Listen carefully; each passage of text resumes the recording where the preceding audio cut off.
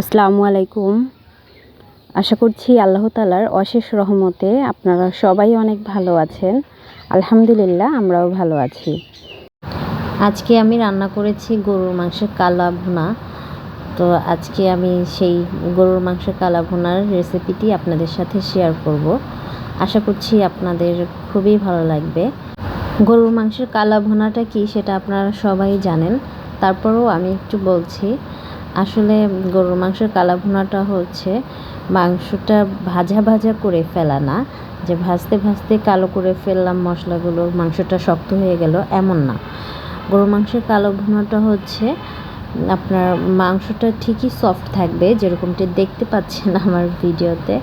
মাংসটা সফট থাকবে, কিন্তু রান্না করতে করতে মাংসের কালারটা কালো করে ফেলা। তো চলে যাই আমরা রেসিপিতে। তো গরুর মাংসের কালা ভুনা রান্না করার জন্য আমি এখানে নিয়ে নিয়েছি 2 কেজি পরিমাণ গরুর মাংস। আর আমি এই রান্নাতে রাঁধুনি রেডিমিক্স কালা ভুনা মশলাটা ব্যবহার করব। তো আমি কিন্তু এখানে হাড় চর্বি সহ মাংস নিয়েছি, মানে মাংসও রয়েছে, হাড়ও রয়েছে, চর্বিও রয়েছে। আর এরকম টাইপের মাংস দিয়ে কালা ভুনাটা করলে সবচেয়ে বেশি পারফেক্ট হয়। তো এই তো দেখিয়ে দিচ্ছি, হাড়, এই চর্বি সব কিছুই আছে মাংস। তো এরকম মাংস নিয়েই চেষ্টা করবেন কালা ভুনাটা রান্না করার জন্য। তো এখন আমি কালা ভুনার মশলাটা খুলে নিচ্ছি। তো এই মশলার প্যাকেটের ভেতর 2টা প্যাকেট থাকে। একটাতে ছোটোটাতে থাকে রাঁধুনি গুঁড়ো, আর বড় প্যাকেটে থাকে মশলাটা, কালো ভুনার যে মশলা সেইটা। তো 2 কেজি পরিমাণ মাংসের জন্য 1 প্যাকেট মশলা পুরোটাই লাগবে। তবে আমি পুরো মশলাটা ব্যবহার করব না, কিছুটা মশলা রেখে দেব, কারণ আমি যেহেতু ঘরোয়া মশলাও কিছু ব্যবহার করব। তো সেই জন্য কিছুটা মশলা রেখে দেব, যাতে অন্য কোনো দিন রান্না করলে সেটা ব্যবহার করতে পারি। তো এখানে আমি অর্ধেক পরিমাণ মশলা দিয়ে দিচ্ছি প্যাকেটের, আর বাকি অর্ধেক রেখে দেব যাতে অন্য কোনো দিন ব্যবহার করতে পারি সেই জন্য।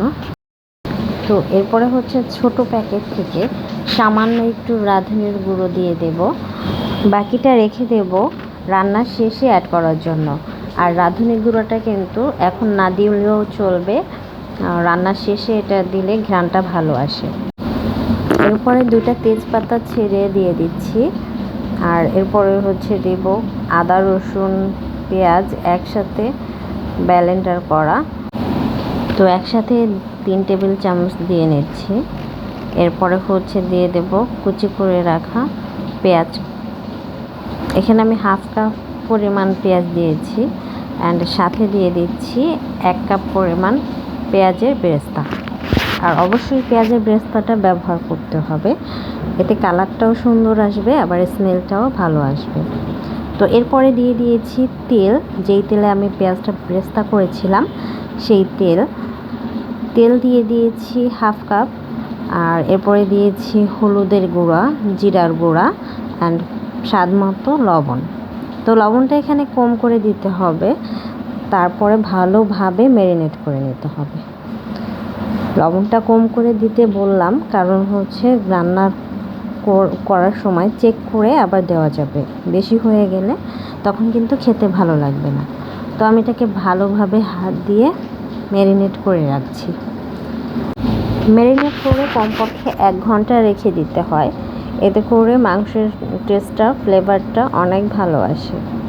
তো আমি ফিরে আসছি 1 ঘন্টা পরে। এটাকে ঢাকনা দিয়ে ঢেকে 1 ঘন্টা রেখে দিয়েছিলাম। তো 1 ঘন্টা পরে এই অবস্থা, তেলে, মশলায়, মাংসে একদম মিশে একাকার হয়ে গিয়েছে। তো এখন আমি চুলাতে দিয়ে দেব কড়াই, অ্যান্ড কড়াইয়ের মধ্যে সেই ম্যারিনেট করে রাখা মাংসগুলো দিয়ে দিচ্ছি। আর অবশ্যই খেয়াল রাখতে হবে, প্রথম দিকে অবশ্যই চুলার ফ্লেমটা মিডিয়াম রাখতে হবে। তো যখন মাংসের গায়ে থেকে পানি ছেড়ে দেবে তখন চুলাটা লো করে দিতে হবে। তো আমার যেহেতু আমি মাটির চুলায় রান্না করব, তো সেভাবে ব্যালেন্স রেখে করব। তো কালো ভুনা রান্নার সময় চুলার ফ্লেম কখনোই হাই করা যাবে না, অবশ্যই খেয়াল রাখতে হবে চুলার ফ্লেমটা যেন মিডিয়াম টু লোতে থাকে। তো এই তো 10 মিনিট জাল করার পরে আমার মাংস থেকে কিন্তু পানি ছেড়ে দিয়েছে, মাংসের গায়ে থেকে। তো এরপর হচ্ছে আমি নেড়ে চেড়ে দেবো। আর সবচেয়ে মোস্ট ইম্পর্টেন্ট বিষয় যেটা, কিছুক্ষণ পর পর ঢাকনা খুলে নেড়ে চেড়ে দিতে হবে, তা না হলে দেখা যাবে নিচ দিয়ে লেগে যেতে পারে। তো আমি হচ্ছে একদম লোতে রেখে রান্না করছি, এতে করে মাংসটা খুব সফট হবে অ্যান্ড কালো ভুনার যে রিয়েল টেস্ট, স্বাদ, সেটা পাওয়া যাবে। এই পর্যায়ে কিন্তু মাংসের গায়ে থেকে আরও পানি ছেড়ে দিয়েছে। আর যদি আমি চুলার ফ্লেমটা একদম হাই করে দিতাম, সেক্ষেত্রে কিন্তু মাংসের গায়ের যে পানিটা সেটা কিন্তু শুকিয়ে যেত অ্যান্ড আমাকে কিন্তু আবার পানি অ্যাড করতে হতো। তো এইভাবেই রান্না করব। রান্না করতে করতে এই যে এই পর্যায়ে একদম মাংসটা মাখা মাখা হয়ে গেছে। এই পর্যায়ে কিন্তু মাংসটা খাওয়া যাবে। নর্মালি আমরা যেরকম মাংস রান্না করি, এই পর্যায়ে কিন্তু সেই রকমই মাংসটা। অ্যান্ড এই পর্যায়ে খেলেও কিন্তু অসাধারণ একটা টেস্ট পাওয়া যায়। তো দেখেই বোঝা যাচ্ছে যে কতটা মজা হয়েছে। তো এই পর্যায়ে দিয়ে দিচ্ছি রাঁধুনি গুঁড়া, যে রাঁধুনি গুঁড়োটা আমি রেখে দিয়েছিলাম শেষের দিকে অ্যাড করার জন্য। তো এই গুঁড়োটা কিন্তু এখনই অ্যাড করে দিতে হবে। এরপরে হচ্ছে আমি নেড়ে চেড়ে দিচ্ছি। এরপর হচ্ছে নেড়ে চেড়ে আরও কিছুক্ষণ সময় রান্না করব, একদম ঝোলটা শুকিয়ে যাওয়া পর্যন্ত। তো ঝোলটা আর একটু কমিয়ে এরপর হচ্ছে আমি কালো ভুনার যে মেইন প্রসেস সেটা করব। তো দেখেন এই পর্যায়ে একদম তেলগুলো উপরে উঠে এসেছে। এখন হচ্ছে আমি কড়াইটা ঢেকে নামিয়ে রাখবো।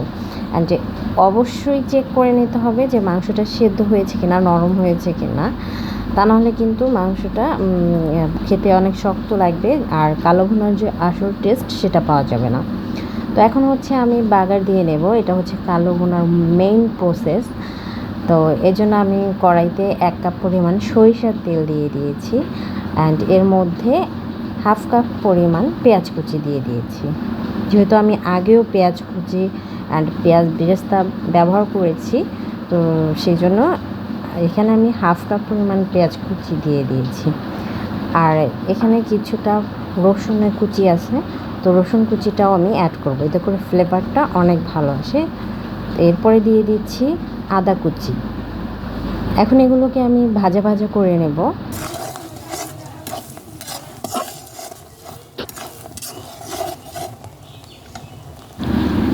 তো এরপরে দিয়ে দিচ্ছি এর মধ্যে 5-6টা শুকনো মরিচ। অবশ্যই এখানে শুকনো মরিচটা ব্যবহার করতে হবে। অ্যান্ড এরপরে কিছুক্ষণ নেড়ে চড়ে যখন এই যে ফোড়নটা এই টাইপে আসবে, আর এই পর্যায়ে এসে এর মধ্যে অ্যাড করতে হবে যে মাংসটা আমরা নামিয়ে রেখেছিলাম তার কিছুটা, পুরোটা না কিছুটা। তো কিছুটা মাংস বাগারের মধ্যে দিয়ে সাথে সাথে ঢাকনা দিয়ে ঢেকে দিতে হবে অ্যান্ড 1 মিনিট সময় ধরে ঢেকে রাখতে হবে। আর এই পর্যায়ে কিন্তু চুলার আঁচটা একদম লোতে রাখতে হবে। আমার যেহেতু মাটির চুলা, আমি হচ্ছে চুলাতে জালই রাখি নাই, কারণ মাটির চুলাতে এমনিতেই জাল থাকে। তো এরপরে 1 মিনিট পরে নেড়ে চেড়ে দিতে হবে। নেড়ে চেড়ে আমি এই বাগার দেওয়া মাংসটাকে আগের যে মাংসটা আছে মাংসের পাত্র সেটার মধ্যে ঢেলে দিব। তো এই পর্যায়ে এইটাই কিন্তু কালো ভুনার একদম মেইন প্রসেস। এইটা না করতে পারলে কালো ভুনার যে আসল স্বাদ সেটা পাওয়া যাবে না। তো এরপরে হচ্ছে আমি আরও বেশ কিছুক্ষণ সময় একদম লো আঁচে, মানে জাল দেব না, এইরকম আঁচেই আর কি রান্না করব। আর এরপরে দিয়ে দিচ্ছি 1 কাপের 4 ভাগের 1 ভাগ কিউব করে রাখা পেঁয়াজ। তো এটা দিয়ে আমি আরও বেশ কিছুক্ষণ নেড়ে চেড়ে একদম ঝোলটা শুকানো পর্যন্ত রান্না করব। অ্যান্ড এরপর থেকেই দেখবেন আস্তে আস্তে জাল, মানে একদম লো ফ্লেমে জাল করতে করতে, নাড়াচাড়া করতে করতে মাংসটার কালার একদম কালো হয়ে আসবে। অ্যান্ড যখন দেখবেন আপনার মনের মতো কালারটা এসেছে, তখন চুলো থেকে নামিয়ে নেবেন। অ্যান্ড এই কাজটা কিন্তু খুবই সতর্কতার সাথে করতে হবে যেন নিচ দিয়ে লেগে না যায়, যেহেতু মাংসতে একটুও পানি নেই, এখন তো লাগার সম্ভাবনা থাকেই। তো এটা খুব সতর্কতার সাথে করতে হবে। তো তো এই তো আমার কালো ভুনা রান্না শেষ। এখন হচ্ছে আমি বেড়ে নিচ্ছি। অ্যান্ড কালারটা যে কি সুন্দর এসেছে, আর মাংসটাও খুবই সফট হয়েছে। তো আশা করছি আপনাদের কাছে আমার এই কালো ভুনা রেসিপিটি ভালো লেগেছে। আর যদি ভালো লেগে থাকে তো অবশ্যই ভিডিওতে একটি লাইক দিয়ে দেবেন অ্যান্ড আমার চ্যানেলটি সাবস্ক্রাইব করে আমার পাশেই থাকবেন। হচ্ছে আমি আপনাদের দেখিয়ে দিচ্ছি মাংসটা কতটা সফট হয়েছে। দেখেন, কাঁটা চামচ দিয়ে মাংসটা আমি তুলে নিয়ে এসেছি। আর যদি সফট না হতো তাহলে কিন্তু কিছুতেই কাঁটা চামচটা মাংসের ভিতরে ঢুকতো না। তো এখন আমি আপনাদেরকে হাত দিয়েও দেখিয়ে দেব যে কতটা সফট হয়েছে। দেখেন, আমি এক হাত দিয়েই মাংসটা কিন্তু ছিঁড়ে ফেলছি। একদম সামান্য একটু টান দিছি, তাতে কিন্তু মাংসটা ছিঁড়ে এসেছে। তো বুঝতেই পারছেন কতটা সফট হয়েছে। তো এখন হচ্ছে আমি আয়েশ করে খাওয়ার পালা। তো সবাই ভালো থাকবেন, সুস্থ থাকবেন, আমার জন্য দোয়া করবেন। রেসিপি অ্যান্ড ব্লগস আপনাদের সাথে শেয়ার করতে পারে। আর আমার শরীরটা বেশি ভালো না, সেই জন্য আর কি চ্যানেলে ভিডিও আপলোড করা হয় না। তবে আমি সুস্থ হয়ে গেলে ইনশাআল্লাহ চেষ্টা করব প্রতিদিন ভিডিও দেওয়ার।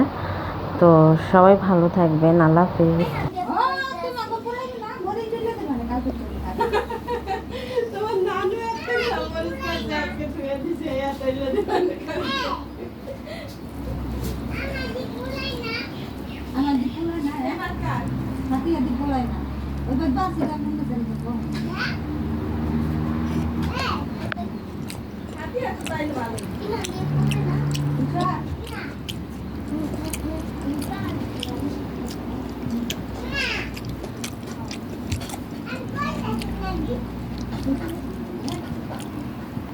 Thank you.